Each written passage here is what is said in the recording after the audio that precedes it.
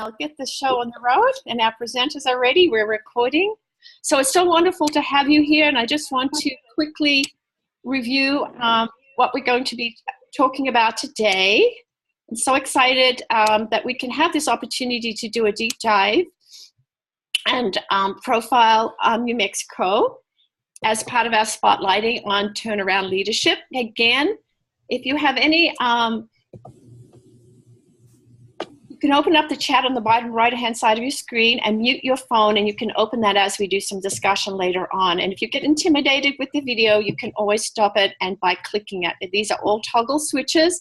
And if you need to change audio for any second, you can always go up to the left of the mute button and choose the audio option on the phone.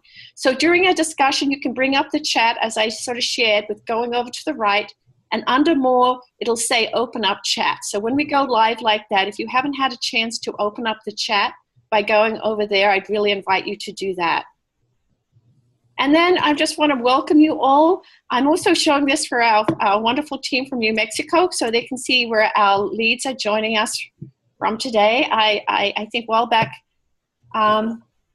Elizabeth, I was trying to twist your arm to joining us way out there in New Mexico. So thank you for being with us today. Again, please mark your calendars for all the events that we have as part of the NSTIL leadership team here. And I'm not sure, I think most of you turned up to our last session where we'll introduce this topic and talking about the principal competencies. And many of you I know are very aware of the products that have come out of the center relating to this, and this is one of the guides on the right-hand side of the screen. If you haven't had a chance to download it or use it, let us know. These are the questions that came out last time when we were talking to Will. You probably noticed them. These are some of the questions, Brad. I know that you were asking about sustainability of leadership teams. Tim was talking about, you know, their process about adding credentialing. And we had Karen asking about, like, how do you get supervisors at the district level involved? And so we talked, and Laurie was talking about, you know, what does a good improvement leadership competencies look like? So those are some of the things that you asked that we'll be addressing today in the New Mexico example.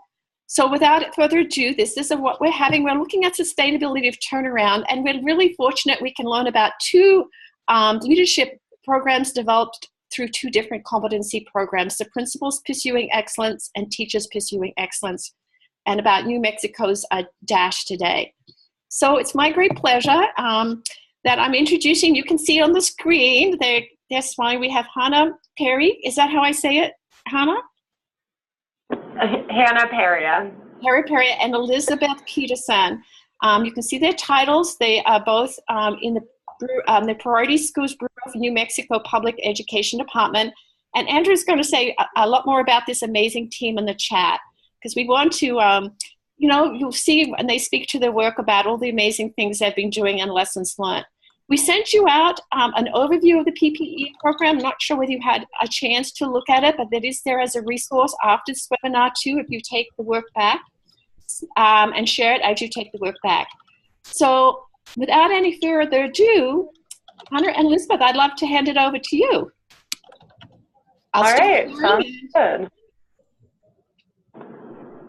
And please, if you have any questions during the this is a discussion, type in the chat, ping us and let us know, because I know we have a lot to do, but we'd like your questions and comments to get answered as we go through. So good afternoon, everybody. Hannah and I are thrilled to have an opportunity to be a thought partner for our colleagues around the nation doing this important work.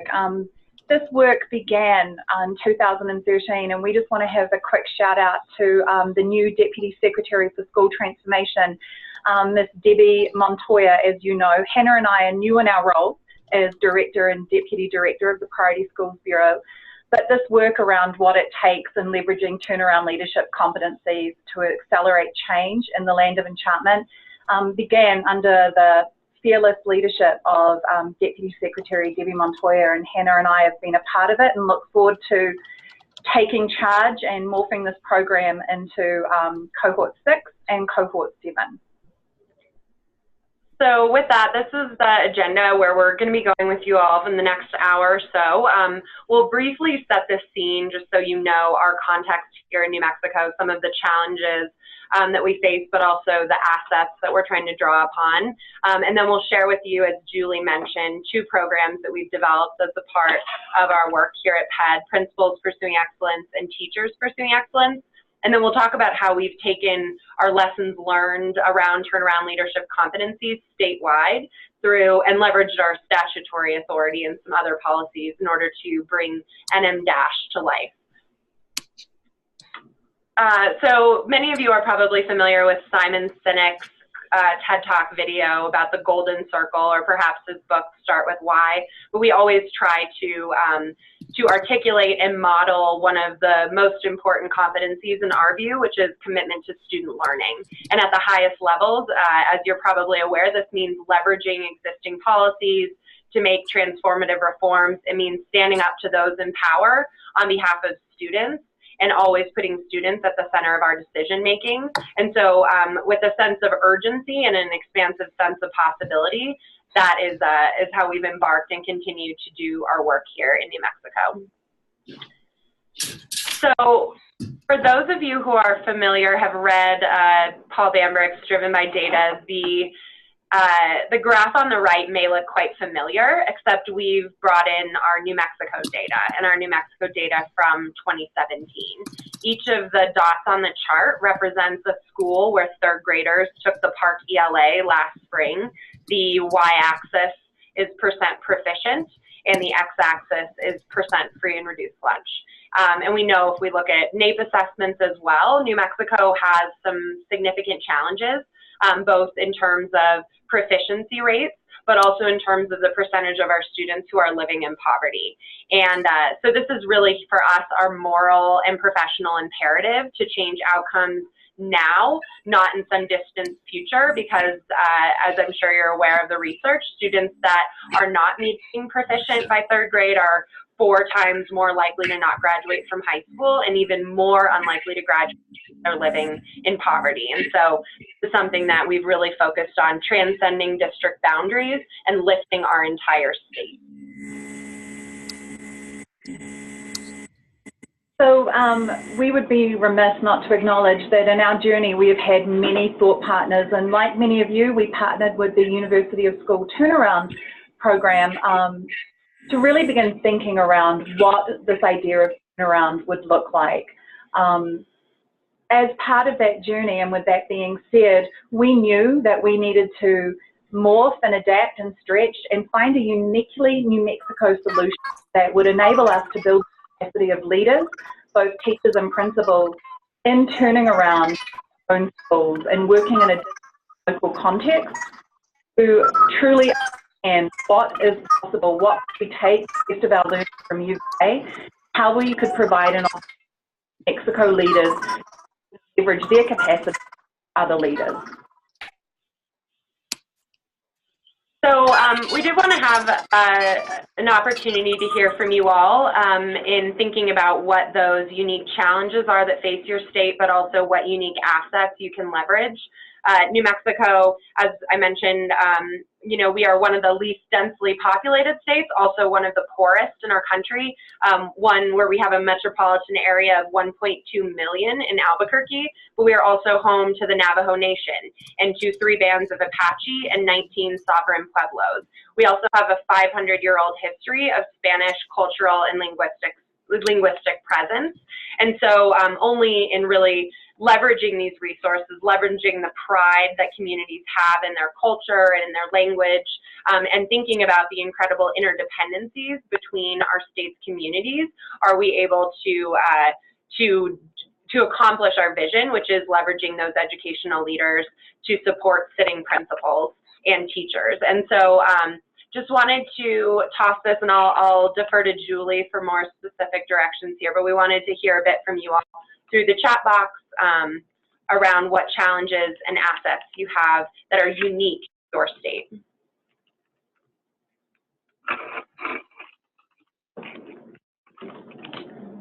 Julie, I think you're still muted.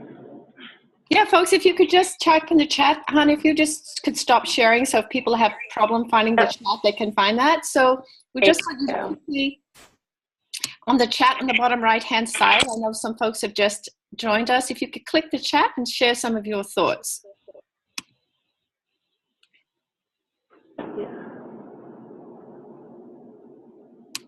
And Hannah, do you want to just post them in again and read them aloud, what you're asking folks to do? I can do that. So hoping for you guys to share some unique challenges that face your state in particular, and also, you know, and it may be, you know, two sides of the same coin, but those unique assets that you can leverage in thinking about designing solutions to those challenges. So we're seeing from Arizona, similar demographic dynamic, large urban metropolitan area and several tribal reservations. We know that a lot of our challenges are also those that we have in common, like our funding and capacity constraints, as Andrew shared, the political nature of the world in which we work, but and turnover. I think those are some of the ones we probably could all share.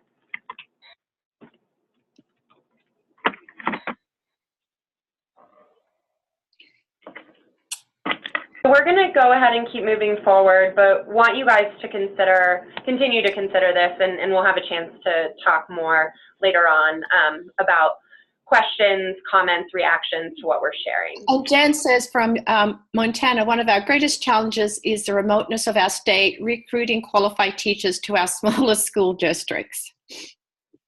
Yeah, that's absolutely something that resonates with us. Elizabeth and I had a conversation this very morning about recruiting teachers, principals, and also even superintendents to these small districts in order to ensure those small communities are served. And I think, you know, us in the Western states definitely can appreciate this idea of rurality in general and the remoteness of many communities. All right, shall we? Yeah. All right, so we're gonna keep on moving, but we'll continue to monitor the chat. So wanted to share with you some of the data just to build the rationale that this is working in New Mexico. Principals Pursuing Excellence is, so Principals Pursuing Excellence, we've effectively closed the achievement gap with New Mexico. With non-PPE schools. No matter how you slice it, our schools are outperforming the rest of the state, whether you're comparing from grade to grade or whether you're comparing non-PPE to PPE. And our schools that have been a part of Principals Pursuing Excellence are those with a greater, a disproportionate number of students with disabilities, English language learners, students living in poverty, and Native students, all of those things. So really we have a disproportionate number of our legacy subgroups. And as you can see in English language arts, we've closed the gap from about 7 percentage points to less than 1 in the course of 2 school years. Anna, do you want to share your screen?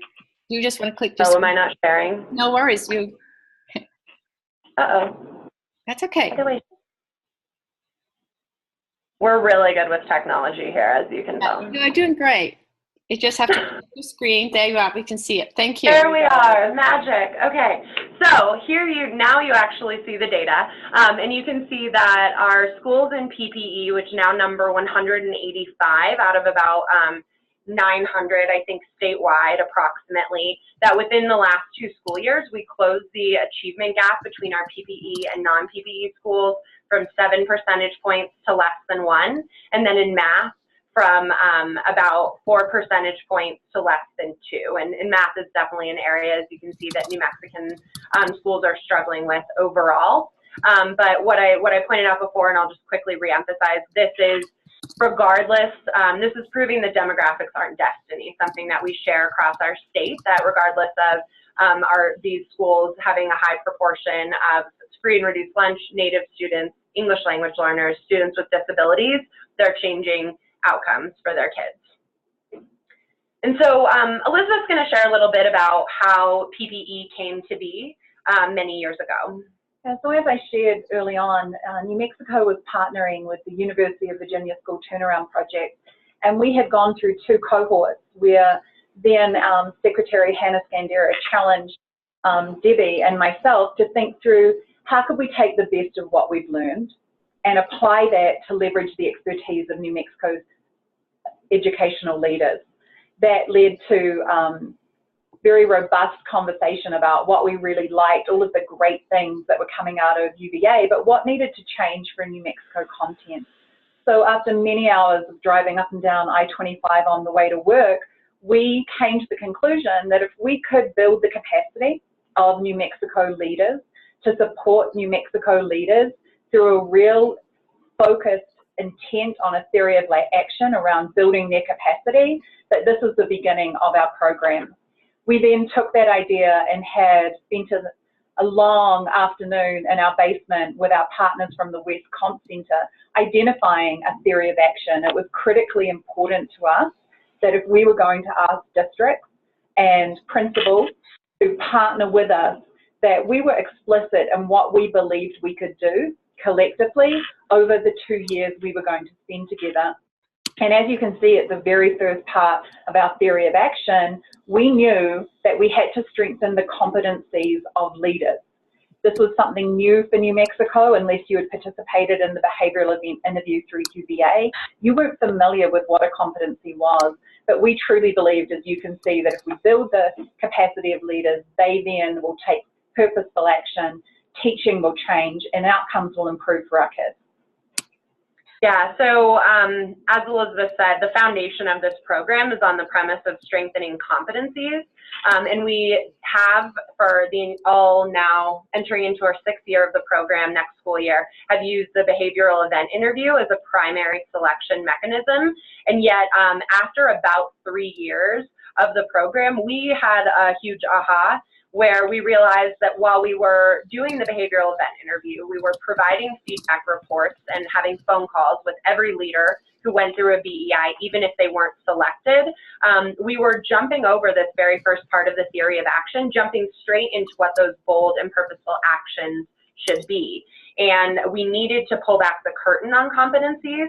We needed to have explicit conversations, explicit training, and really talk about how is it that you embody these competencies in an instructional leadership capacity. And so just to ensure that we're all on the same page, this is the definition that we utilize for competencies. It comes from public impact, a pattern of thinking, feeling, acting, or speaking that causes a person to be successful in a job or role. And so, of course, you can observe people's actions, you can hear what they say, but those patterns of thinking and speaking are truly further below the surface.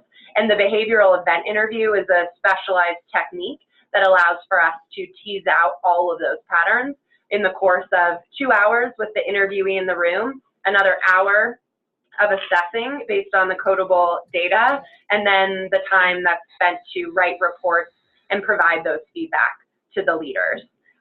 And this is a huge lift.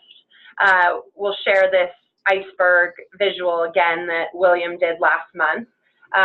We know that while this does stop our world in many ways at priority schools as we accomplish 85 of these BEIs every spring, we know that if we aren't going to make that investment, we're not getting below the surface to that 90% of the iceberg. And we're trying to identify people who are going to be successful in these complex turnaround roles.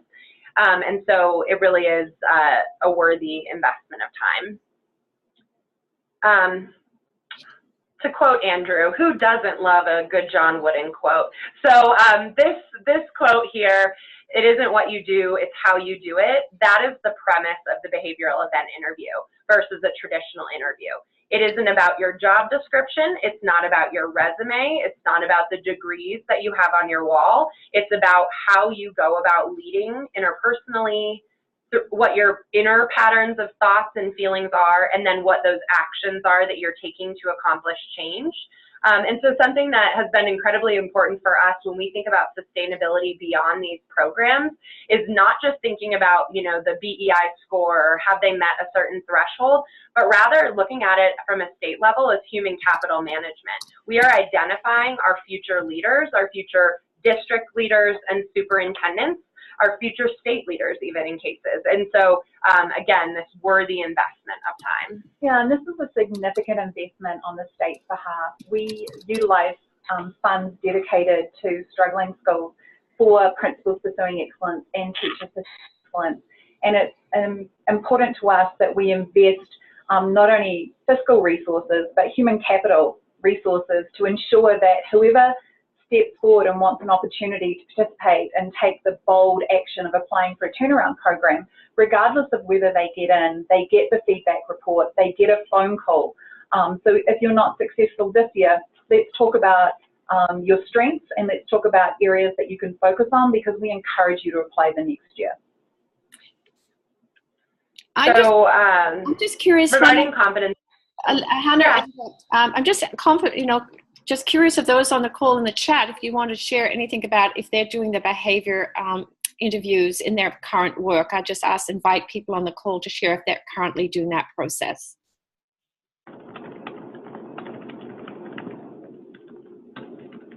You can just see in the chat, folks. So we're just pausing to see. And all right. Yeah, we Arizona are at this point too, and I think this is something that might be useful for thinking at the state level, is that we've found it to be incredibly important that our entire team, our entire turnaround team, is trained in this competency model and the research base behind it, that they understand the technique, because it is one that is specific to the behavioral event interview, but also one that can apply to coaching conversations. And so it's important for us to be modeling those competencies. And so we've sought to develop them both in the folks we serve and also on our own team. We no. All right. So we firmly believe in New Mexico that leaders can improve, and that's why we provide feedback even if we're not selecting them into the program. If we weren't to invest that time, we'd be leading a leader with less information about how they can grow in a school that needs support. And so we can even share that there are principals that they would not make it into our program now based on its current level of selectivity, but they were in the program at the beginning in cohort 1 or 2. And we have, one in particular that I can think of, through a true commitment to change, saw her school catapult in every data point up to 26 percentage points growth in 1 year in achievement, and now has national recognition. And so we deeply believe that this is true. That's why we focus on that first part of our theory of action and we invest. But what does that really mean? What is the right training? And so this is something I think addresses you all last time we were talking about professional development. How do you actually translate this into PD? And for us, the right training is training that illuminates what excellence looks like, even in the most challenging situations. So not ignoring those challenges, but not allowing them to define what we think is possible. The right training is also very much skill-based. So what are those essential instructional leadership skills that participants can experience training in so they can translate their vision into practice? And I would emphasize that third bullet is one of our biggest ahas, is that this isn't just about leadership. It's pretty comfortable to have generic, broad conversations around leadership, but when you are making explicit connections and building a mental model for instructional leadership, that is really where we see the change in cultures of achievement, moving to higher levels, and also increasing the quality of teaching and learning.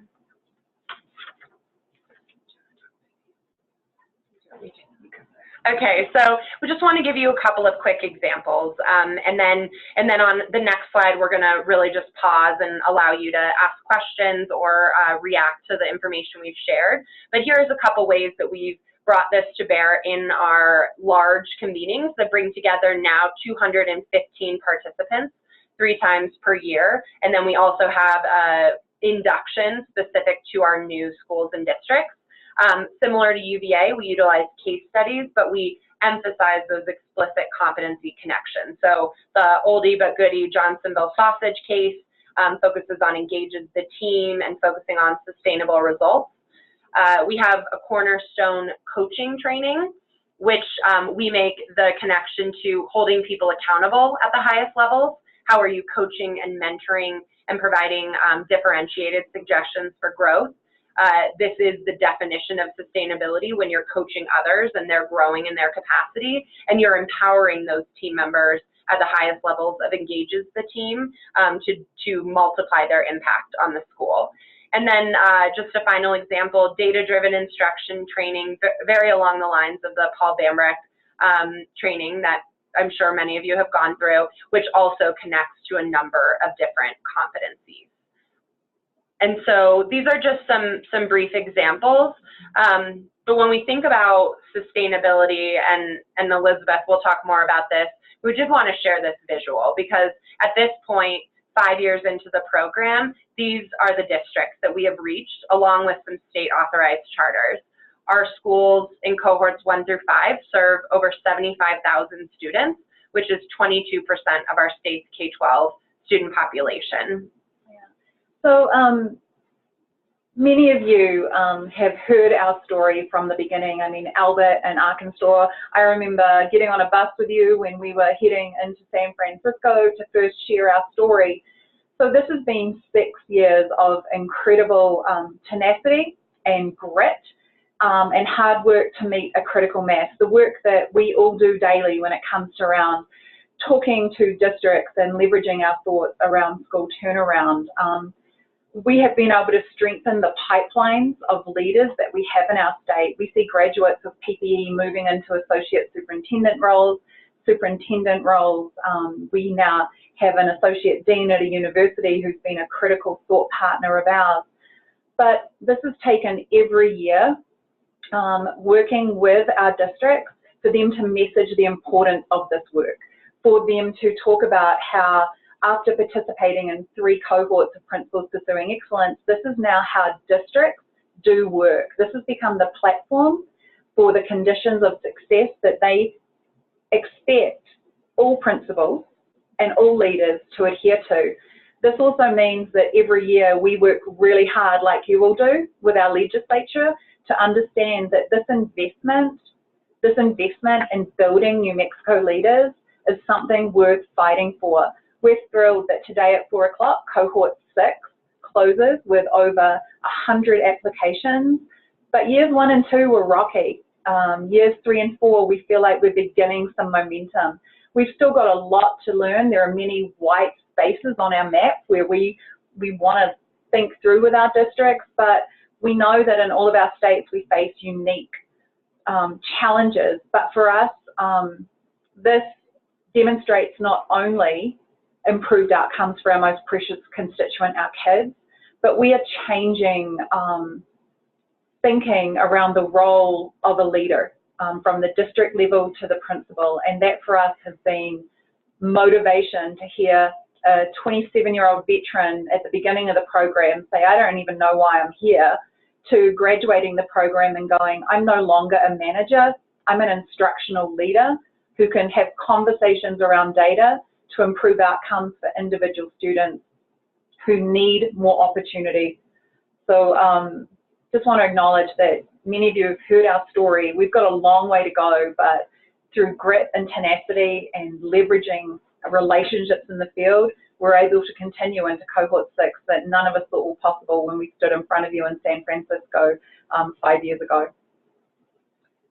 So we want to go ahead and pause to get a chance for you all to share any questions, and I'll stop sharing my screen for a moment so we can look at the group chat. Any questions or reactions that you may have? Yeah, I'm just looking at the folks on the screen. Thank you. And Elizabeth, thank you for a great reminder of how this long work, takes continuous involvement and commitment. So folks on the call, questions, comments on what's been covered so far in the chat? Andrew, have you seen things coming up in the chat? I had to do my unmute. I think we've had a couple of comments exchanged about the BEIs. It's evident that some states are using them. Others haven't explored that strategy yet. I do want to go back to one question that came up early on in the chat. which was the use of funds to support the program. To either Hannah or Elizabeth, there's a little bit of a unique feature in that you had early on a state appropriation. I don't know that you actually count on that year in and year out because it comes from the state. But how have you used those funds and how have they supported this work? Yeah, so we have a state appropriation for teachers pursuing excellence. For principals pursuing excellence, we here at the department and the Priority Schools Bureau under the leadership of Deputy Secretary Rael prioritise principals pursuing excellence. And so we utilise funds from the legislature under the bucket of struggling schools. And because we continue to get a great return on our investment, because we continue to have district leaders saying this is important and wanting to partner with us, we prioritise the use of those funds. Thank you. And I think we sort of tapped on another questions, but how do you do the form domains aligned with the school principal competencies, you know, the 4 domains that have come up through the school turnaround pieces? So no, we haven't explicitly connected the 4 domains, but perhaps that's something that, yeah, maybe that's something we'll try and connect for them. Yeah, because I mean, I just that's a question Albert had about, you know, how they might align those pieces. Eric, I see you there, and Kelly from you know, Massachusetts. You asked a really good question about how do you get that. You've got all the resources, but it's going the next step. Do you want to elaborate a little bit about that, Erica? Sure. So we've done a lot of work over the last probably decade. Can everyone hear me? Yes. Okay, good. We've done a lot of work over the last decade that slowed down recently, but on leadership development specifically. And then we decided around instructional leadership with the National Institute for School Leadership. We did that for about 6 years and hit about 1,500 principals and aspiring leaders and district folks across the state. But then in the turnaround space specifically, we've done, through Race to the Top, we had a couple programs that we launched very specific towards building turnaround leadership capacity, but it was very small cohorts, just 10 folks in a sort of year-long coaching, embedded coaching model, and that was very expensive. That's still going. It's not run by us, but something that is still out there and is a support and service. But overall, we just have this real disconnect with higher ed. And that's something that we continue to struggle with. We no longer, when we were doing our leadership training, we had a funding stream coming from our state legislature that's now been gone for the last 5 years. Again, we use from Race to the Top funding to try to fill the hole. In the last couple of years, it's just not been something that we have the resources for. So we're trying to really tap into, make better connections to our higher ed to say, these are the competencies and standards we expect for turnaround leaders, and have them help us with sort of pipeline development and getting folks ready for the field when they come in. Yeah, thank you, Erica. Hannah and Elizabeth? Yeah. So we were just jotting some notes and, you know, using our telepathic powers. We have a couple of things that have gone on in New Mexico, driven both at the state level, national foundation level, also just by universities trying to do what's best and utilizing best practices. So we have Eastern New Mexico University in Portales, which is now utilizing Teach Like a Champion a lot in their teacher preparation courses, which is something that we found to work incredibly well in building a common language in teachers pursuing excellence. We also have 2 universities that are participating in the Woodrow Wilson Masters in Business Administration in Educational Leadership. And so that's at UNM and at New Mexico State. And so those are national foundations, but there's a focus on the possibility of sustaining that long term. And then something that's been a push from the state level, though it's more focused on teacher prep than leader prep, is which I believe will be a release this spring, our higher education report cards. So we have school report cards in New Mexico. We will be releasing a report card for every institute of higher education as well, with student achievement data and teacher evaluation data as core components of that report card. Thank you. Wow.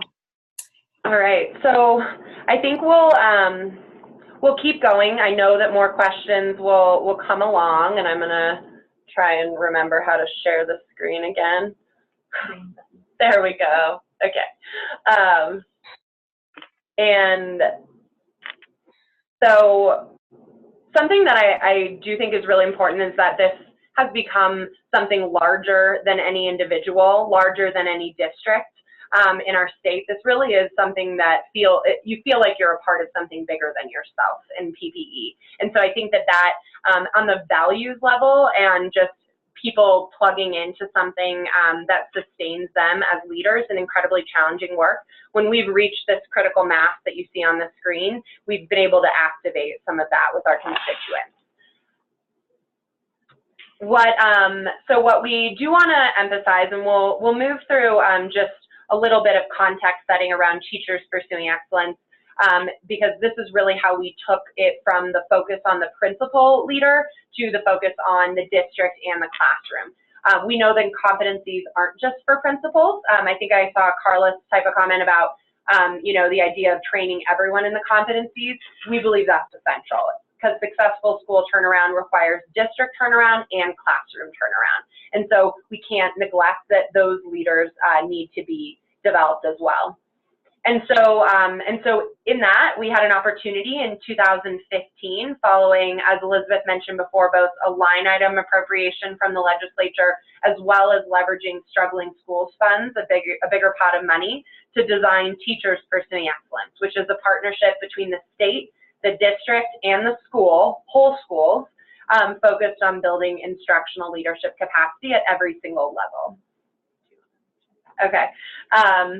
So this is how it impacts teachers, and do want to call out the NM Teach references in here, and you'll see our snazzy logo for that on the next slide as well. But really, this is what teachers get. They receive targeted training based on data, and we're supporting districts to do more meaningful analysis of their data as well.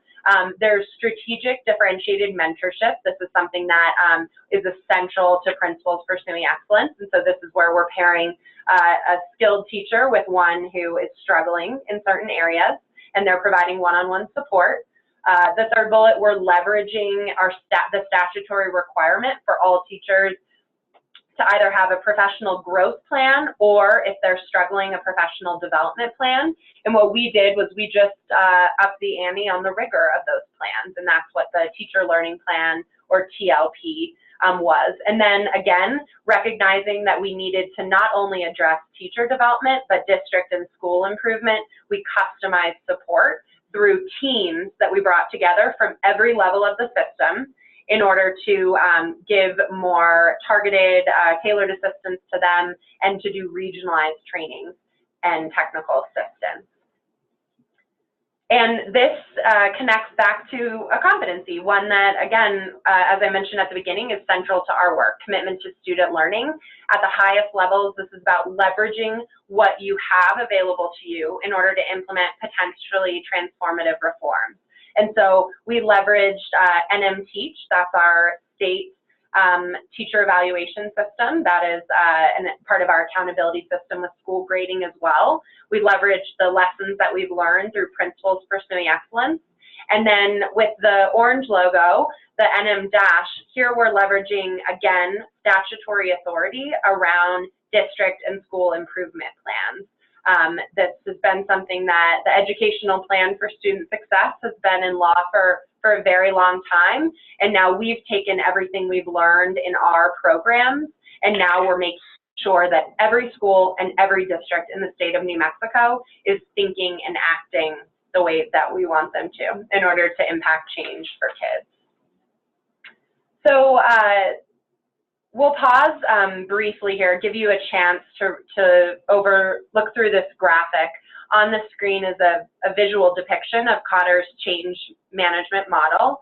And through DASH, this is what we're requiring all schools and districts to do. We're scaffolding with our tools, with our training, a long scope and sequence of training, and also empowering local leaders to enlist their own change team, develop their vision and strategy, and accomplish all of these steps. So we'll give you just 30 seconds or so to read through and reorient to this model.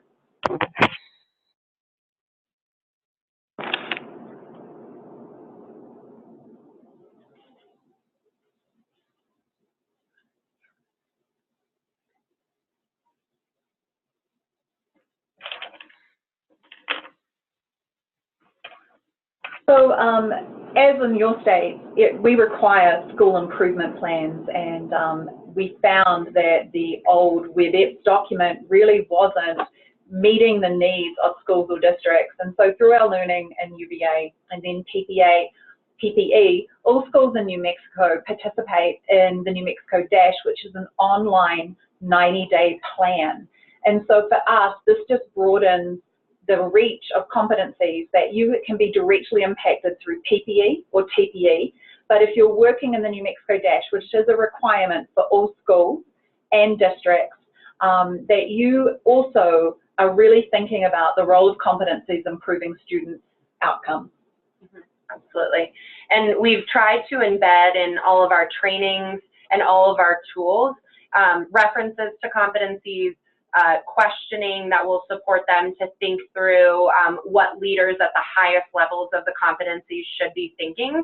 And so this offline planning process is the meaningful work that we expect districts and schools to engage in. And we're going to share, I think Julie will share after this, our resource library link for the NM Dash. And so you'll have a chance to explore some of the tools that we've developed in trainings, recognizing we're about to release School Dash 2.0 and then also to move into the district Dash, which we'll talk more about in just a moment.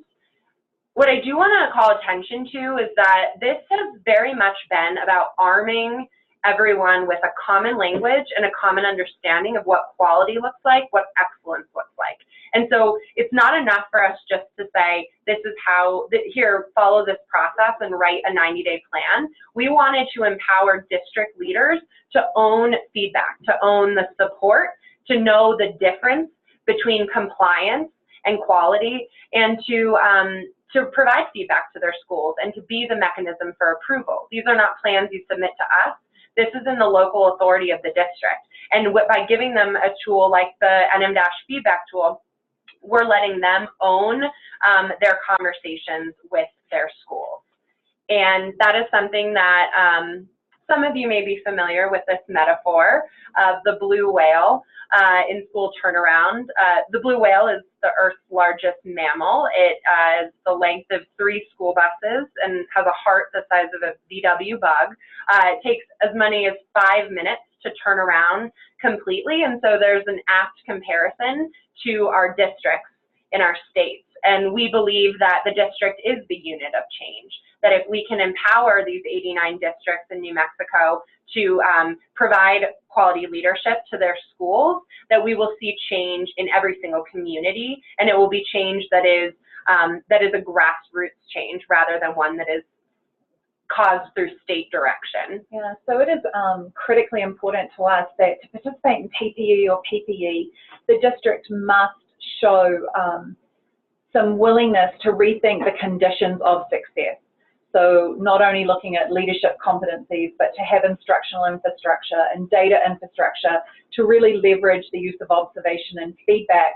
So no more jumping the district, that to be a thought partner with us in PPE or TPE or UVA, you must demonstrate your willingness to really tackle hard conversations around district conditions for success.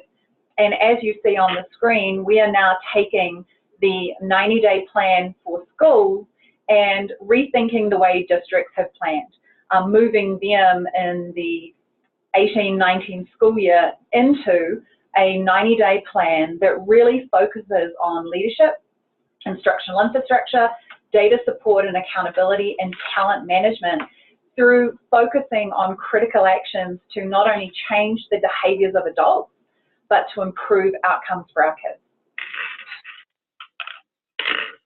And so just to kind of wrap up our story around the Dash and give you a sense of the length of time we've spent moving to this place in time.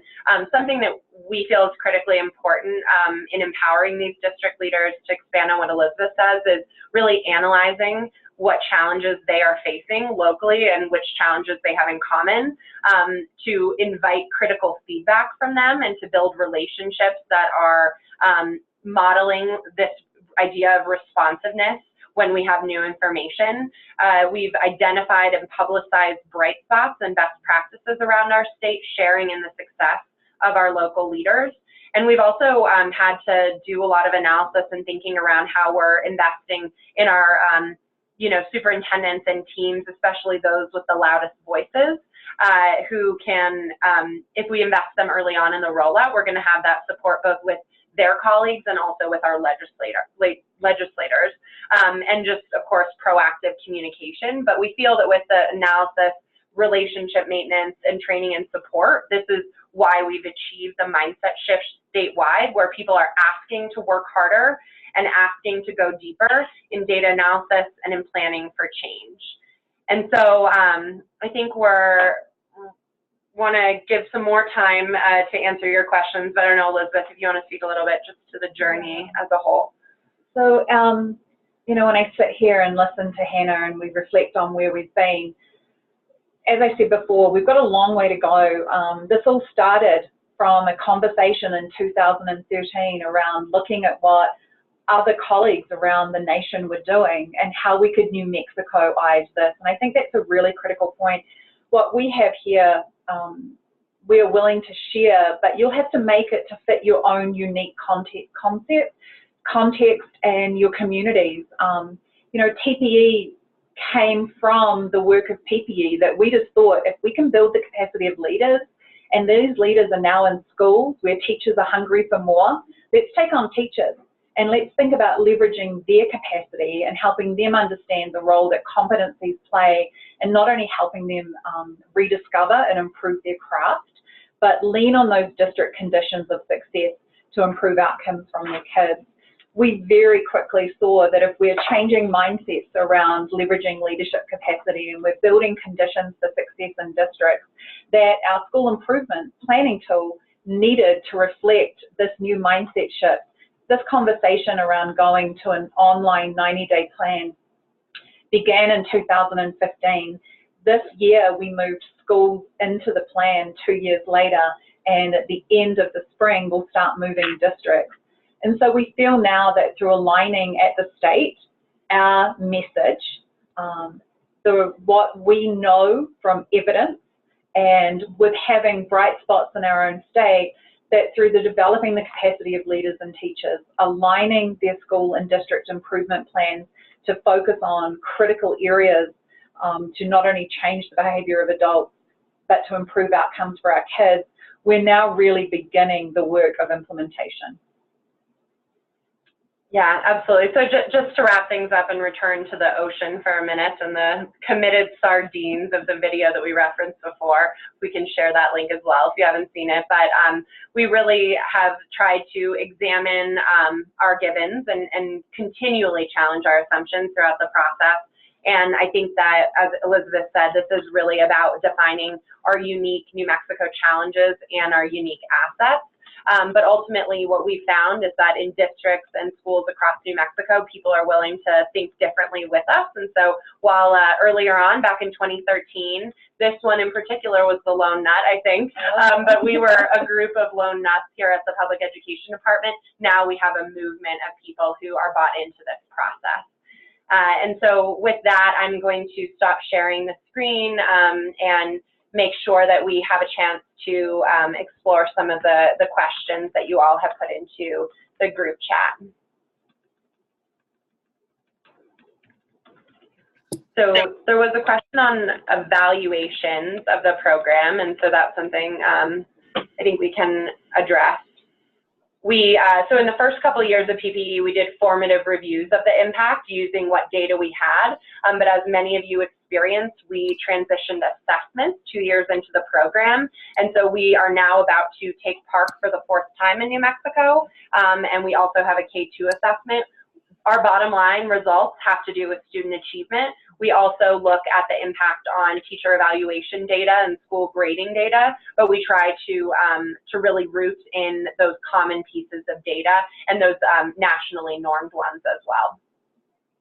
Yeah, there was also a question or a statement from Karen that on the graphic that was displayed earlier, to what extent the process could be cyclical. And thank you, Karen. This is a cyclical process. We are consistently revisiting not only our program practices and thinking and thoughts around planning, that we not only look at our summative evaluation data, but we hear from our on-site teams and our mentors and turnaround leaders, our thought partners, about what worked really well, what didn't, what that they believe they need more support in, about what they're seeing in schools. And so we have a roadmap through our theory of action that we adhere to, but our curriculum around our program and our support is consistently changing on what we hear from the field and what we see in the data.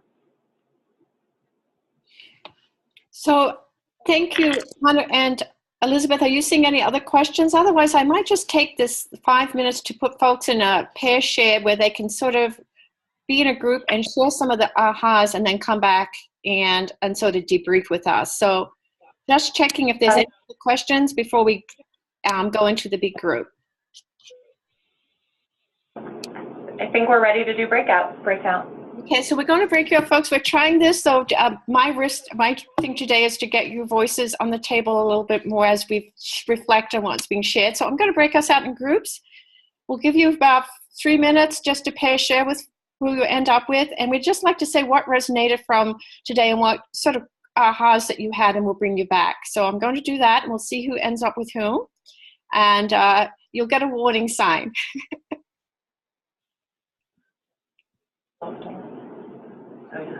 I'm just going to, I think I have to breakout rooms. Here we go.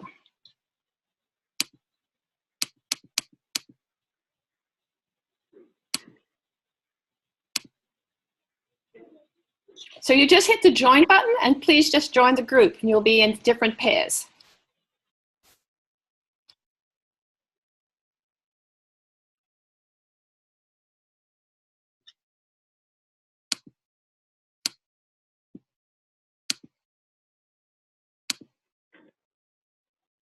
Oh. Hello?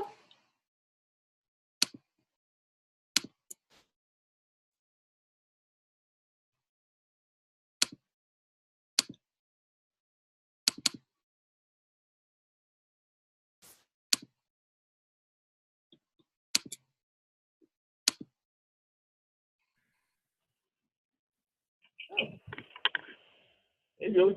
Hey, Carlos and Karen, you're with us in this group? Hello, how are you? Good. Just wanted to check. I know Carlos is just being down your way, you were saying. So Karen, I think you and Carlos and I are in this group, and if you want to share or any ahas and that have come from this little, presentation from New Mexico. Well, I was, Christine and I were texting back and forth. We were talking about a program that we had in place.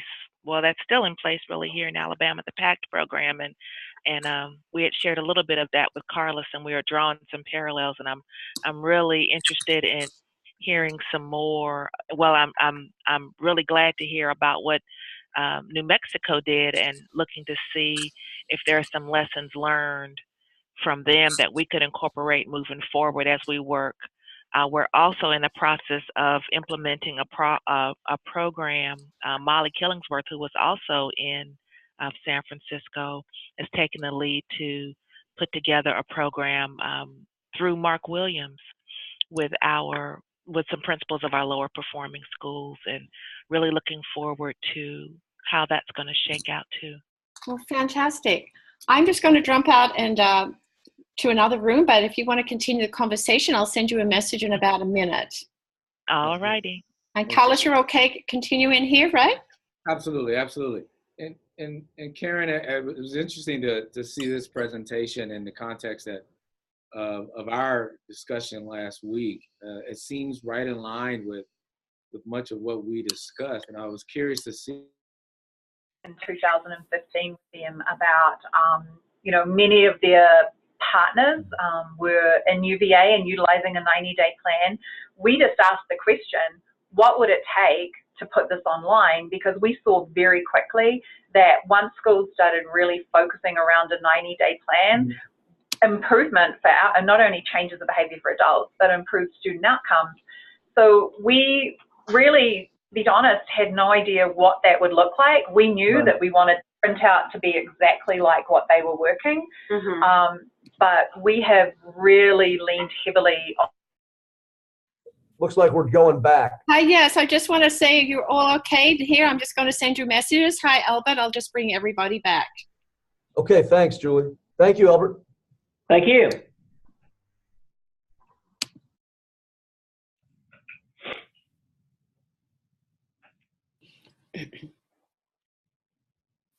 Hi, Christine. Thanks for being here. Karen is in another room with Carlos, but we didn't get you in that room quickly enough. But next time.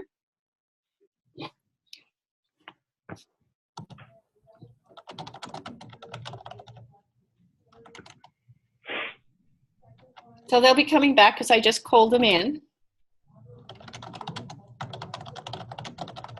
So if you're on the call, if you want to type in the chat any ahas that you had in your group, just one or two while we're waiting, that would be great. Just hit the chat and type in. Close by.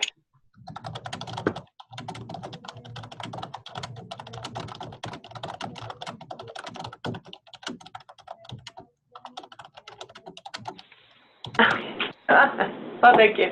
Who was that, Mark? Yes. Hi, everybody. I know I just brought you all back and you're abruptly back. Where am I? I love this feature. It's like tele-transferring and, you know. Kind of like speed, I think. It's like what? Speed?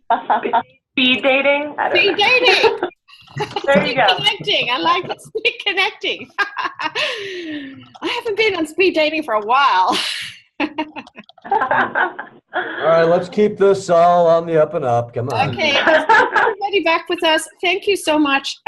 Anyone want to quickly share what AHA? I know Carlos, Karen, you were sharing quickly how this work was identifying back to what they were doing in Alabama. Do you want to say quotes that you touched on as I wrap it up here? Yes, we did have some conversations about a program that Christine and I work with, and we were drawing some parallels there and looking forward to a project that we will implement with Mark, and just looking to see how that will take off, not just with a few of our school districts, but across the state as well. Well, thank you. Does anyone else want to share out in 30 seconds quickly what they talked about in their group and where they want to continue the conversation, perhaps? I'm just going to refer everyone to the chat room. I'm typing up what Albert from Arkansas and I talked about. Thank you. Anyone else want to type in anything or say anything? So we're just ending. I know we're rushing towards the end. I want to thank again Hannah and Elizabeth for taking time out of their really busy schedule to be with us all.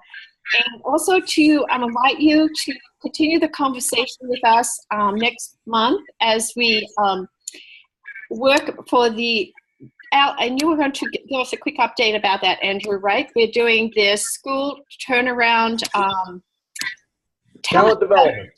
So yeah, March 26th will be all about talent development. When we surveyed all of you folks last fall, you identified turnaround leadership. So we started with that, but close behind was talent development. And then the April deep dive will be about talent development as well. And so I just want a round of applause for our great, thank you for our great presenters today. We really appreciate you all for being here in New Mexico and showing us that, you know, sometimes you got to go, it sounds like you're going fast and slow to get fast. So thank you for doing that. And we're wrapping up. And if you have any questions, please, you know, this archive will be posted in box. We'll send it out as well as the follow-up materials. I want to thank you all for being with us at NSTIL Leads. Please keep the conversations coming.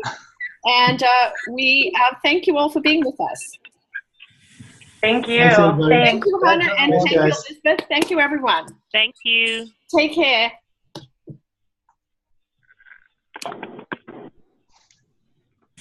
GW. Thank you, everyone.